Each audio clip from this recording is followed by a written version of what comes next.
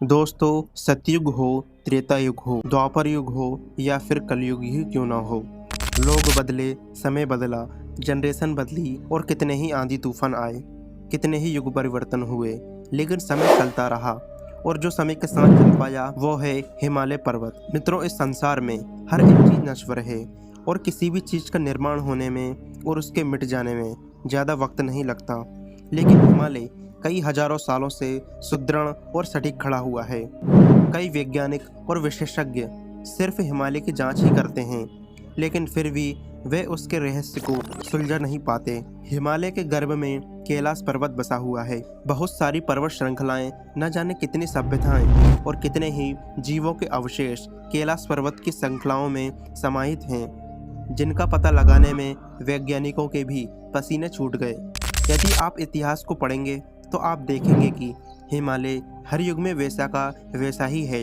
रामायण काल में भी जब भगवान लक्ष्मण घायल हो जाते हैं तो हनुमान जी हिमालय से जड़ी बूटियों का पूरा पर्वत ही उठा लाते हैं। त्रेता युग की घटना में हिमालय का वर्णन स्पष्ट रूप से सुनने को मिलता है। द्वापर युग में महाभारत युद्ध के पश्चात युधिष्ठिर अपना सारा का सारा राजपाट परीक्षित को सौंपकर अपने पांचों भाइयों और पत्नी द्रौपदी के साथ स्वर्ग जाने के लिए हिमालय की ओर प्रस्थान करते हैं। दोस्तों, द्वापर युग की इस घटना में भी हिमालय पर्वत का वर्णन सुनने को मिलता है। तो क्या सच में हिमालय में मरे हुए व्यक्ति के शरीर में प्राण फूंक देने वाली जड़ी बूटियां छुपी हुई हैं? और क्या हिमालय ही स्वर्ग जाने का सिर्फ एकमात्र आसान रास्ता है? हिमालय में छिपे दिव्य शहर के बारे में वैज्ञानिकों के दावे सच हैं या फिर ये सिर्फ एक मनगढ़ंत कहानी है? आज मैं इन सारे सवालों के जवाब आज की इस वीडियो में देने वाला हूँ, इसलिए वीडियो में अंत तक बने रहिए। साथ ही अगर आप हमारे चैनल पर न्यू आए हैं तो प्लीज़ चैनल को सब्सक्राइब करके साथ में घंटी वाला बेल आइकन जरूर दबा दीजिए और नीचे कमेंट बॉक्स में एक बार सच्चे दिल से हर हर महादेव अवश्य लिखें।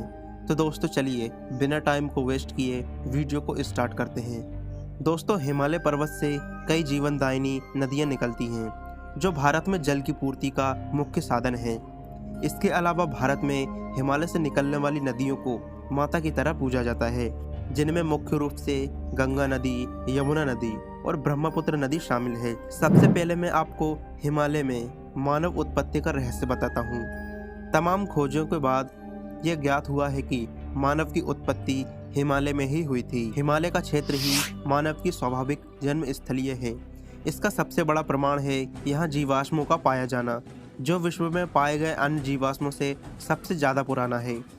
हिमालय में देवस्थान होने का रहस्य। मित्रों, प्राचीन काल में सभी देवी देवता यहीं रहते थे और यहीं पर भगवान विष्णु, भगवान ब्रह्मा और भगवान शिव रहते थे। और यहीं पर नंदकारण वन में इंद्र का राज हुआ करता था। इंद्र के राज्य के पास में ही गंधर्व और यक्षों का राज्य हुआ करता था। दोस्तों, स्वर्ग की स्थिति दो जगह बताई गई है। पहला है हिमालय और दूसरी है कैलाश पर्वत। कैलाश पर्वत के कई योजन ऊपर हुंडकोपनिषद के अनुसार सूक्ष्म शरीरधारी आत्माओं का एक संघ है, जिनका केंद्र हिमालय की वादियों में उत्तराखंड में स्थित है। इसे देवात्मा हिमालय कहा जाता है। इन दुर्गम क्षेत्रों में स्थूल शरीरधारी व्यक्ति सामान्यतः यहाँ नहीं पहुँच पाते हैं। अपने श्रेष्ठ कर्मों के अनुसार सूक्ष्म शरीरधारी आत्माएं यहाँ प्रवेश कर जाती हैं। जब भी पृथ्वी पर संकट आता है, नेक और श्रेष्ठ व्यक्तियों की सहायता करने के लिए वे पृथ्वी पर आती हैं। भौगोलिक दृष्टि से उत्तराखंड से लेकर कैलाश पर्वत तक ये बिखरा हुआ है। हालांकि उत्तराखंड की चार धाम यात्रा इसी हिमालय के आसपास होती है, जिसमें केदारनाथ, बद्रीनाथ, गंगोत्री और यमुनोत्री शामिल हैं।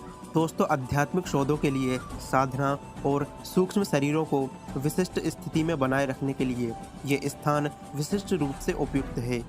इतिहास और पुराणों के अनुसार ये प्रतीत होता है कि इस क्षेत्र को देवभूमि कहा गया है और ये स्वर्गवती यानी कि स्वर्ग जैसा माना गया है। यहाँ प्राचीन काल में देवी और देवता साथ साथ रहते थे।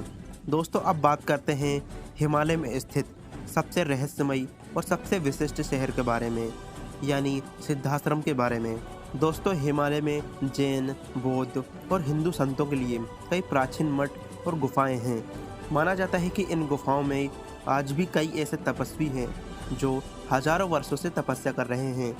इस संबंध में हिंदू के 10 नामी अखाड़े उनके इतिहास में आज भी यहाँ दर्ज हैं। हिमालय में कौन कौन सा मठ कहाँ कहाँ बना हुआ है और कितनी गुफाओं में कितने संत विराजमान हैं। केदारनाथ, बद्रीनाथ और अमरनाथ जैसी कई जगहों पर ऐसी चमत्कारिक और रहस्यमय गुफाएं हैं जहां आम मनुष्य नहीं जा सकते। हिमालय के सिद्धाश्रम में रहने वाले सन्यासियों की उम्र रुक जाती है। संपूर्ण क्षेत्र का वातावरण ऐसा रहता है कि यहाँ मठों में समय को रोकने वाले महात्मा तपस्या में लीन रहते हैं। इसके अलावा अरुणाचल, सिक्किम, असम में भी सैकड़ों ऐसे तीर्थ स्थल हैं। मित्रों, प्राचीन काल में यहाँ कई शिक्षण केंद्र भी थे। बद्री का आश्रम में सरस्वती के तट पर व्यास एवं जैमिन का आश्रम था। यहीं पर महर्षि वेदव्यास ने 18 पुराणों की रचना की थी। कश्यप एवं अरुंधति का हिमदाश्रय जमदग्नि और उत्तरकाशी के पास गर्ग का द्रोणागिरी पर्वत में, मनु का बद्रीनाथ के पास अगस्त्य और गौतम बुद्ध का मंदाकिनी के पास, पराशर मुनि का यमुनोत्री के पास, परशुराम का उत्तरकाशी के पास, भृगु का केदार खंड के पास, अद्रि का गोवेश्वर के पास विद्यापीठ था। दोस्तों, हिमालय पर यति और कस्तूरी का मृग पाया जाना भी एक रहस्य माना जाता है। माना जाता है कि कस्तूरी और यति का निवास स्थान हिमालय में ही है। दोस्तों, यति और कस्तूरी एक विशालकाय हिममानव है जिसे देखे जाने की घटना स्थानीय निवासी करते हैं। यति आज भी एक रहस्य है। कोई इसे भूरा भालू कहता है तो कोई इसे जंगली मानव तो कोई हिम मानव कहता है। ये अधिकतर तिब्बत के हिमालय वाले क्षेत्र में पाया जाता है। विश्व भर में करीब 30 से ज़्यादा वैज्ञानिकों ने दावा किया है कि हिमालय के बर्फीले इलाकों में हिम मानव मौजूद है। हिमालय के कई ऐसे जीव जंतु हैं जो बहुत ही दुर्लभ हैं। उनमें से दुनिया का एक सबसे दुर्लभ मृग है कस्तूरी मृग। इस मृग की कस्तूरी बहुत ही सुगंधित और औषधीय गुणों से युक्त होती है। कस्तूरी मृग की कस्तूरी दुनिया के सबसे महंगे पशु उत्पादों में से एक है। ये कस्तूरी उसके मार्ग के पिछले हिस्से की ग्रंथि में एक पदार्थ के रूप में पाया जाता है। दोस्तों, कस्तूरी चॉकलेटी रंग की होती है जो एक द्रव रूप में थैली के अंदर पाई जाती है। इसे निकालकर व सुखाकर इस्तेमाल किया जाता है। दोस्तों, इसका इस्तेमाल इत्र बनाने में भी किया जाता है। दोस्तों, अब बात करते हैं हिमालय पर जड़ी बूटियों के भंडार का रहस्य। रामायण काल में हनुमान जी हिमालय के क्षेत्र से एक जड़ी बूटी का पर्वत उखाड़ कर लाए थे। हिमालय ही एकमात्र ऐसा क्षेत्र है जहां दुनिया भर की जड़ी बूटियों का भंडार है। हिमालय की वन संपदा अतुलनीय है। हिमालय में लाखों जड़ी बूटियां हैं जिससे व्यक्ति के हर तरह के रोग दूर हो सकते हैं और तो और उसकी उम्र को दोगुना किया जा सकता है। इसके अलावा भी कई ऐसी चमत्कारिक जड़ी बूटियां हैं जिसका उल्लेख आयुर्वेद, अथर्ववेद और कई तरह के हिंदू धर्म ग्रंथों में मिलता है। भारतीय चिकित्सा पद्धति में भी आदिकाल से ही जड़ी बूटियों का विशेष महत्व दिया गया है। तो दोस्तों, ये था आज का वीडियो।